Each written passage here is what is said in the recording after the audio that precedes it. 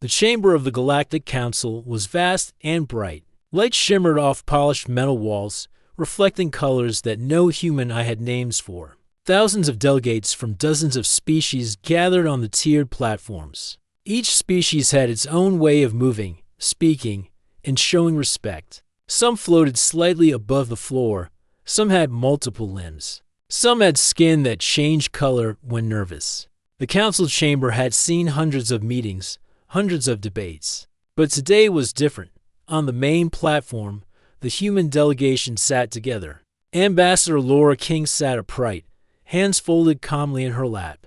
Commander Ethan Cole leaned slightly forward, watching the other delegates closely. Cultural advisor Daniel Ward quietly checked the notes he had prepared weeks in advance. Maria Lee tapped her datapad, ready to track every vote, every expression. Humans were known in the galaxy as polite and careful. They followed rules, spoke softly, and rarely made enemies. But humans also had a stubborn streak that others sometimes underestimated. The council speaker, a tall, shimmering being with long, thin limbs, began the session. Its voice was a strange mixture of clicks and tones, translated instantly into the common language. Resolution 93, it said, is now before the council. This resolution aims to ensure balance among the younger species. It modifies trade rights, colony expansions, and military access regarding human territories. As the words sank in, Laura King scanned the resolution text on her datapad. Her brow did not furrow. She did not gasp. She only read carefully, making mental notes. She noticed several clauses that had been quietly added the night before. Some of them gave foreign species rights to use human technology without proper payment. Others allowed alien fleets to patrol near human colonies freely. It was a subtle attack, dressed as diplomacy. Ethan Cole leaned toward Laura and whispered, "They expect us to protest. They think we will complain and leave embarrassed." Laura shook her head slightly. "They don't understand patience," she said softly. Maria Lee noticed the faint smile on Ethan's lips. He was not angry. He was calculating. Daniel Ward began marking names and species in a special file. Every vote would be remembered. The speaker continued, explaining each section of the resolution as though reading a bedtime story. The council seemed relaxed. Many delegates believed this was an easy way to weaken humanity without open conflict. They thought humans would be polite, complain politely, and accept the decision. The Valari delegate, Councillor Sarath, however, remained silent and tense. She had studied humans carefully. She knew when they were calm, danger could be near. When the voting began, it was a simple process. Delegates touched a panel that recorded their choice. Most voted yes. A few voted no. Some abstained, pretending neutrality. Laura watched each vote without reaction. She did not argue. She did not scowl. She made small notes on her datapad. Every yes vote, every abstention, every hesitation would be remembered.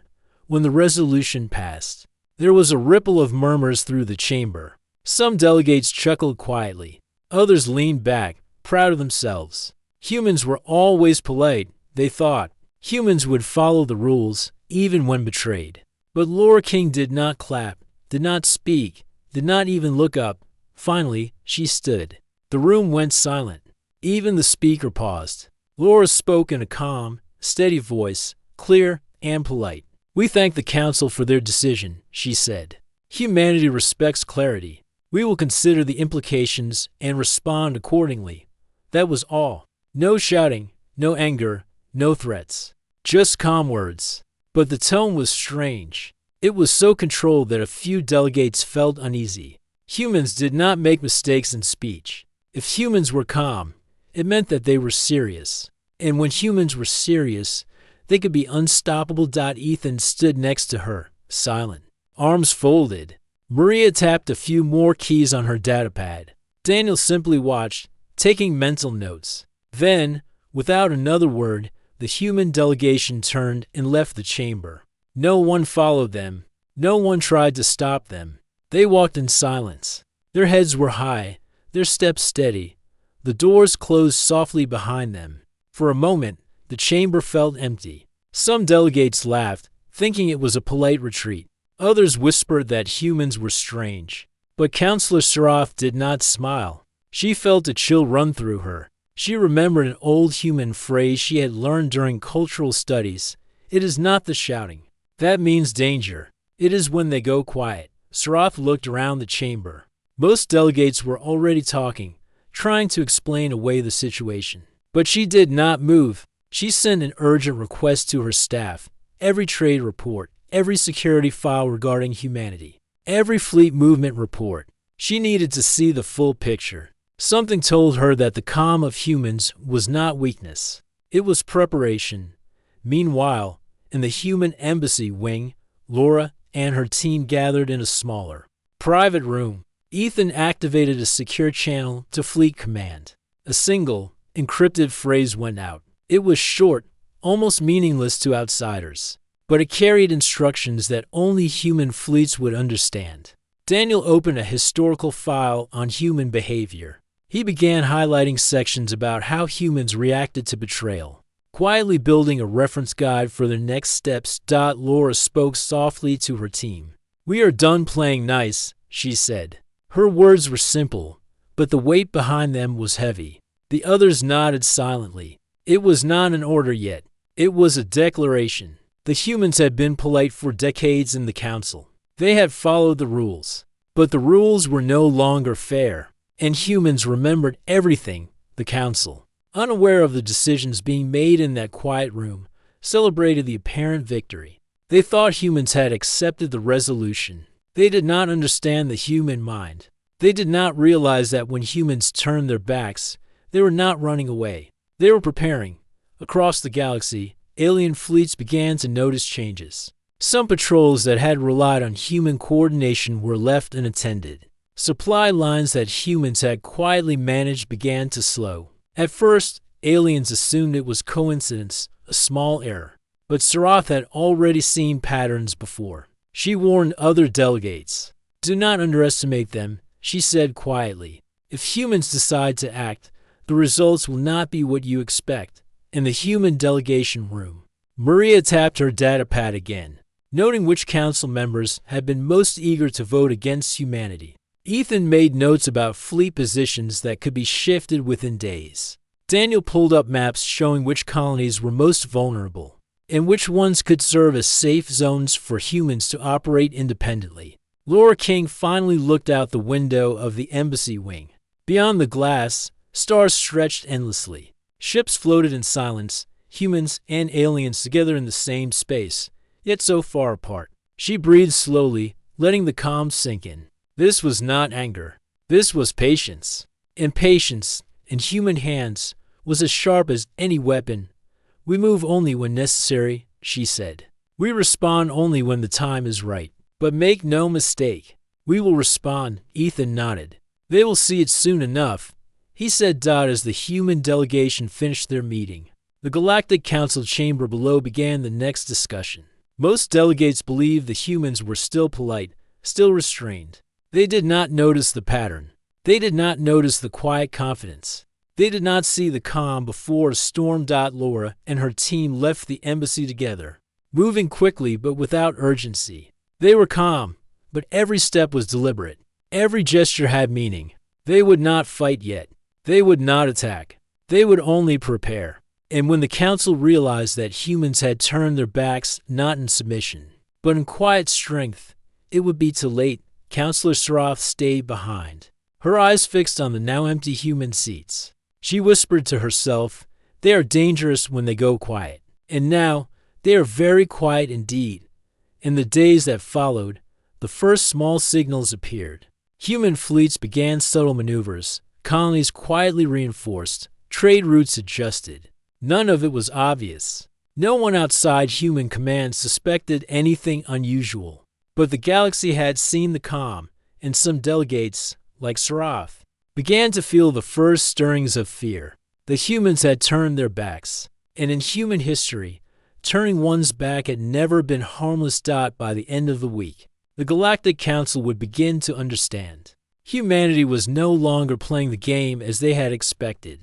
The polite humans who left without a word had changed the rules by doing nothing. and that nothing was already moving the galaxy closer to a moment that few were ready for. Laura King, standing in her private quarters, looked at the stars and smiled faintly. She did not need to shout. She did not need to threaten. The quiet strength of humanity had begun, and the Council had already shown its fear. And in that silence, the first true sense of power for humans had arrived. The human delegation returned to their ship quietly, without fanfare or attention. Aboard their vessel, they gathered in a secure meeting room. Ambassador Laura King stood at the viewport, looking at the distant stars. Commander Ethan Cole was checking fleet data on multiple displays. Cultural advisor Daniel Ward and Aide Maria Lee prepared detailed reports from the Council chamber. Laura spoke first. The Council believes our calm is weakness. We must make it clear that it is not. We will reorganize, protect our people, and let them see what happens when humanity chooses its own path. Her voice was steady and quiet, but it carried authority. Ethan nodded. Fleet movements will begin today. All ships in exposed positions will return to secure human sectors. Patrol patterns will change, and logistics routes will be adjusted. We do this without announcement. We do not give them the satisfaction of panic. Daniel spoke next, opening a database of human colonies across Council space. We also need to recall civilians in mixed species zones. Scientists, workers, students, all must be brought home. It is safer and it gives us control over our assets.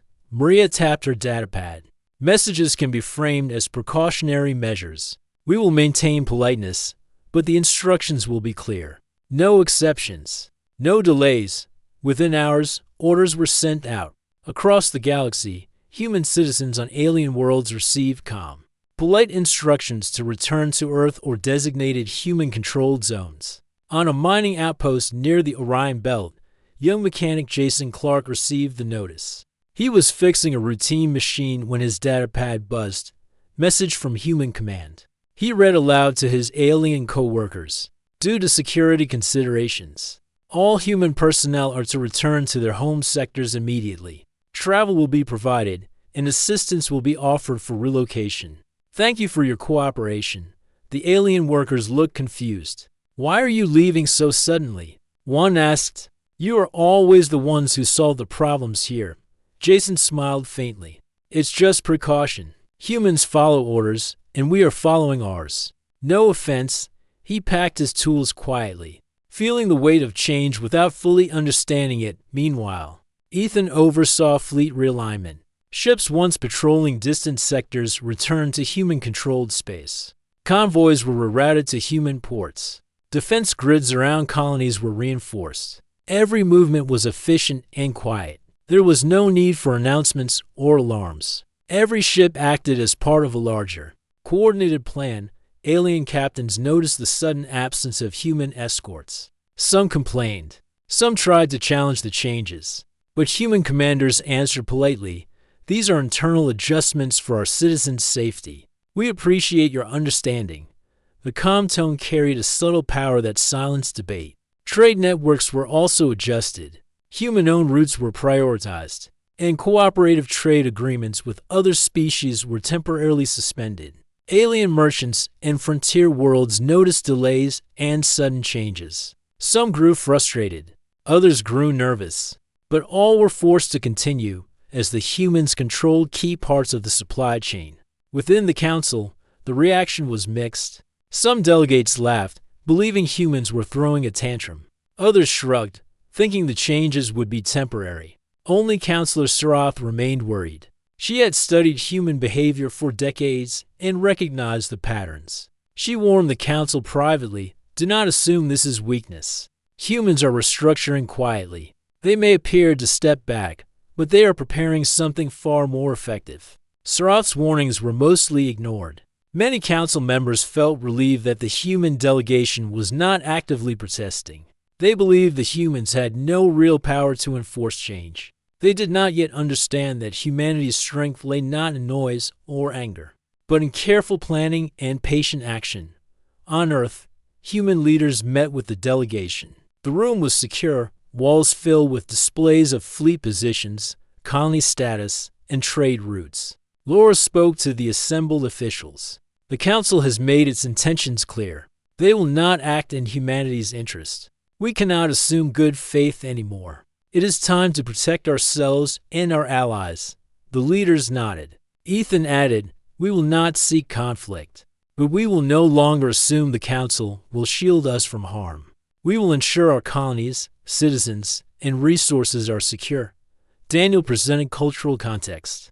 Throughout history, humans have shown that when they feel betrayed, they withdraw, build strength, and return on their own terms. The Council must experience the consequences of its actions. Plans were set into motion. Colonies received new defenses, fleets were realigned, and civilian personnel returned under strict guidelines. Supply chains were reorganized. Communications were carefully controlled. All of this was done quietly, with no alarms and no threats. It was the invisible hand of human strategy, seen only by those who were close enough to notice.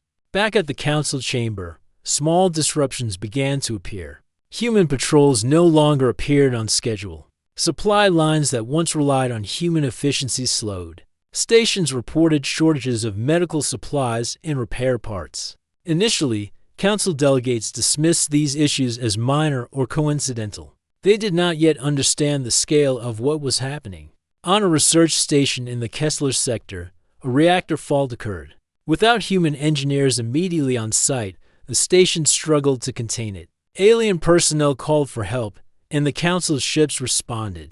But their procedures were slower, less coordinated. Damage was minimal, but the failure revealed a reliance the council had never acknowledged. Humans had quietly supported countless systems. Now, that support was being withdrawn, and the galaxy felt the gap immediately. Counselor Suroth compiled a report highlighting the reliance on human expertise. She tried to warn the council, saying, "You have underestimated them for too long. The withdrawal is not anger, it is calculation. If you ignore this, the consequences will be severe." Most delegates dismissed her concerns. Only a few began to pay attention, realizing quietly that humans were acting with purpose. Not chaos. In human sectors, media broadcasts spoke openly about independence from council systems. Daniel appeared in one broadcast, calmly explaining that humans had contributed far more than they had received. The message was polite, simple, but clear. Humans were moving forward without relying on the council's cooperation. The phrase "we walk our own road" became popular among human citizens, signaling a collective understanding that humanity was taking full responsibility for its own destiny. Smaller species that had relied on human support began to worry. Many sent envoys to Earth, quietly requesting that humans continue providing aid. These species had witnessed firsthand how human disaster response teams could save lives quickly and efficiently. They knew that humans did not act recklessly, but they were capable of decisive, powerful action when necessary. Suroth visited the human delegation in a private chamber, seeking a personal audience. She spoke softly. The council misjudged humanity. They believe calm and politeness equals submission. It does not. They will soon realize the consequences of their assumptions. Laura listened carefully, nodding. "We do not seek confrontation," she said, "but we will no longer shield the council from the consequences of its own decisions." Throughout the galaxy, human fleets moved in precise patterns. Colonies were reinforced. Trade and communication routes were realigned. Supplies were redirected efficiently. Every step was planned, every action deliberate. Humans did not announce their movements.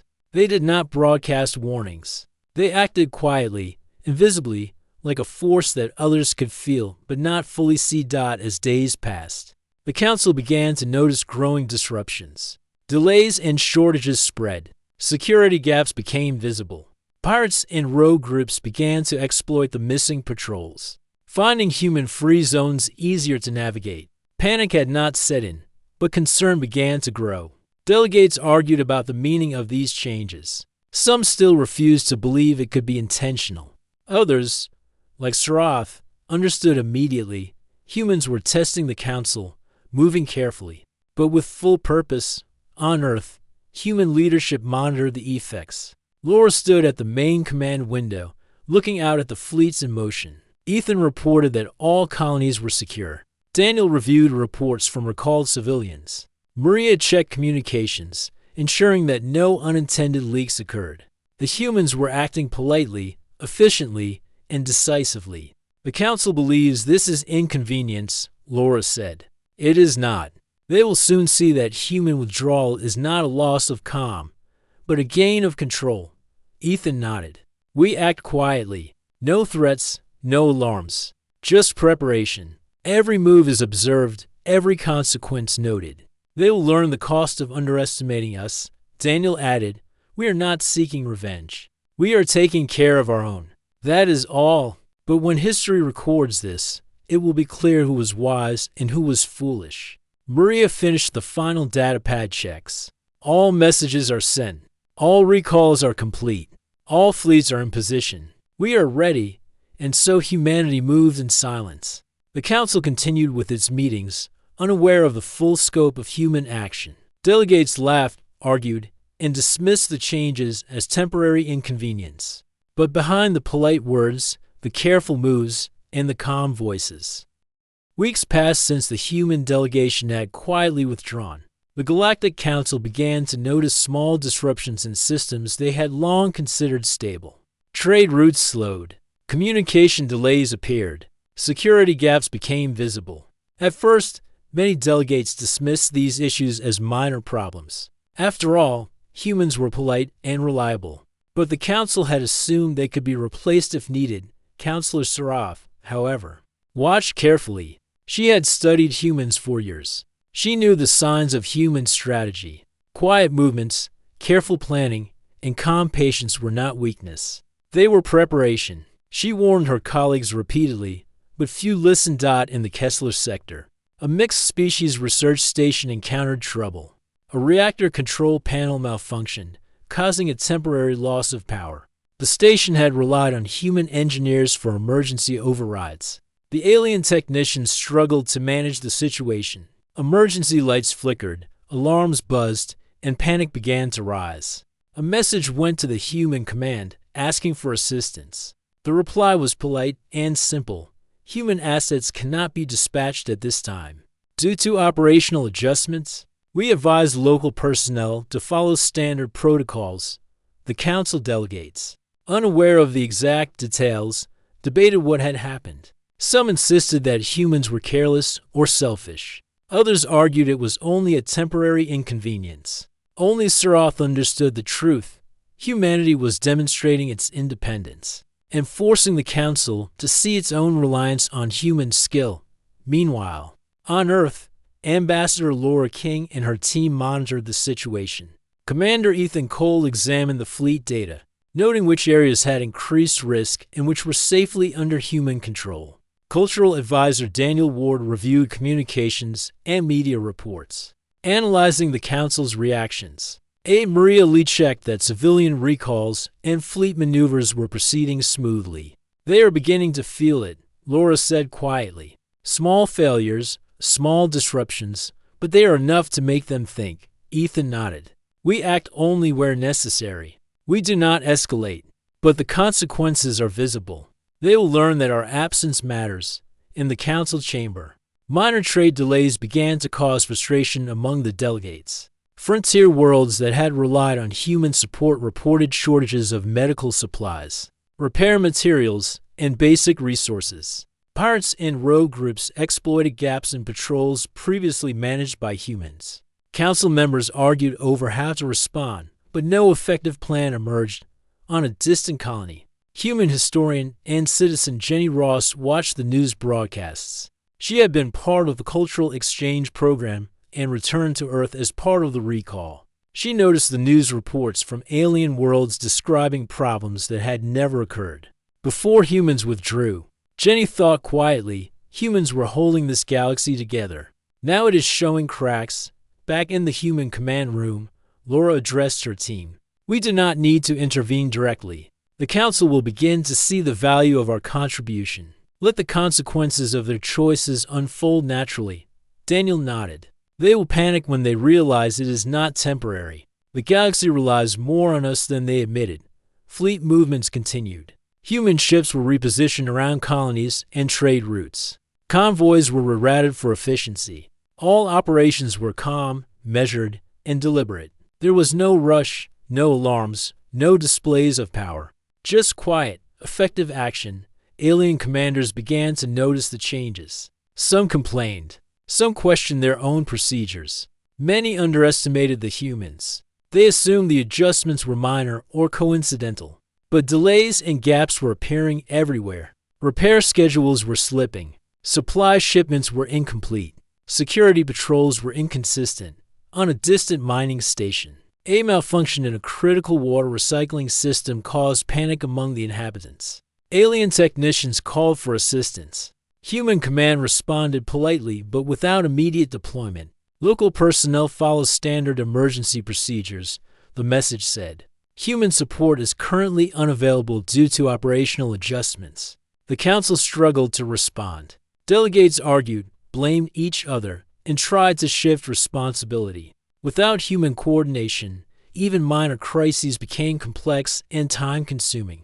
Counselor Sarath's warnings proved correct. She had known that the quiet patience of humans was more powerful than any immediate threat. Meanwhile, human media broadcast messages about independence and self-reliance. Daniel Ward appeared on a simple, direct transmission, explaining how humans had contributed more than their share to council systems. The message was polite, clear, and unthreatening, but it made the hypocrisy of the council's earlier decisions obvious. "We walk our own road," he said calmly. "Our contributions were never an obligation. We offer our support voluntarily." Small species that had depended on human expertise quietly sent envoys to Earth. They asked humans to continue providing assistance, not for power, but for survival. Humans listened carefully. Assistance was offered where needed, but always on human terms. The galaxy began to see that humans could choose where and when to act, and that those choices carried weight. Counselor Sarath arranged a private audience with the human delegation. She spoke quietly. "Your withdrawal is teaching them a lesson they should have learned long ago. The council underestimated your patience, your calculation, and your influence." Laura replied calmly, "We do not seek conflict. We only choose to act in our own interest and the interest of those who remain loyal and fair." The council will see that when humans move quietly, it is deliberate and effective. As weeks continued, the ripple effects grew. Trade delays became more serious. Security gaps allowed opportunistic attacks. Colonies struggled without the guidance of human engineers and coordinators. The council debated furiously but could not coordinate solutions. Each attempt to replace human contributions failed in subtle but important ways. The human command team observed these developments without intervening unnecessarily. They allowed the council to understand the scale of reliance on human capabilities. Every failure, every disruption, every delay was a lesson in quiet influence and measured power. In one sector, a communication relay station lost power. Messages from distant colonies went unreceived for days. Panic began to rise among local administrators. The council attempted to respond, but without human coordination. Their efforts were slow and flawed. On Earth, Laura stood at the main viewport, looking at the fleet and the galaxy beyond. "They are learning the consequences of their choices," she said, "and they are learning it slowly, which makes it more effective. We do not need to act rashly. We need only observe and guide where necessary." Ethan added, "The disruptions are enough." The council is beginning to realize that humans were not just participants. We were stabilizers. Now, they see the cost of our absence. Daniel looked over reports from multiple colonies and trade routes. Even small failures are enough to force reconsideration. They underestimate the subtle influence humans have had for generations. They will not make the same mistake again. Maria checked communications and ensured that no messages could be misinterpreted. Everything is proceeding as planned. No mistakes, no unnecessary exposure. Quiet patience is working. The council could not ignore the growing evidence. Frontier worlds reported shortages. Supply delays caused minor unrest. Security lapses allowed minor attacks to succeed. Each incident was a reminder of human presence and its importance. Delegates began to whisper among themselves. Even those who had ignored Sraf's warnings started to feel unease. On Earth, humans continued to act with calm efficiency. Colonies were secured. Fleet positions were optimized. Civilians were returned safely. Trade routes were protected where necessary. Assistance was offered to loyal species without overextension. The quiet, controlled, and deliberate nature of human strategy became visible to those paying attention. In private, Laura addressed her team. We do not fight, we do not attack, but we make our presence felt. Our absence is as powerful as any fleet. The Council will remember this lesson. Quiet preparation and careful action are as effective as any open show of force. As the weeks ended, the Council began to face the truth. Humans were not absent by accident. Their withdrawal was calculated, deliberate, and strategic. They were acting politely and calmly, but their choices affected every level of galactic operation. Crises that had been managed effortlessly before now required extraordinary effort. Delegates whispered about the unseen hand of humans guiding the outcomes. Sraf stood quietly in the council chamber, watching the confusion and frustration grow. She knew the lesson was clear. When humans withdraw, it is not weakness. It is strategy. When humans act quietly, the consequences are far-reaching and unavoidable. The Council had learned too late that reliance on humans had been greater than anyone had admitted. Back on Earth, Laura King smiled faintly as she observed the galaxy. They are beginning to understand, she said softly. Patience, calculation, and quiet strength are often more powerful than any shout or battle. The Council is learning this the hard way. Ethan, Daniel, and Maria nodded. The human delegation continued to act with calm efficiency, ensuring the safety and security of their people, while allowing the Council to experience the consequences of underestimating them. Across the galaxy,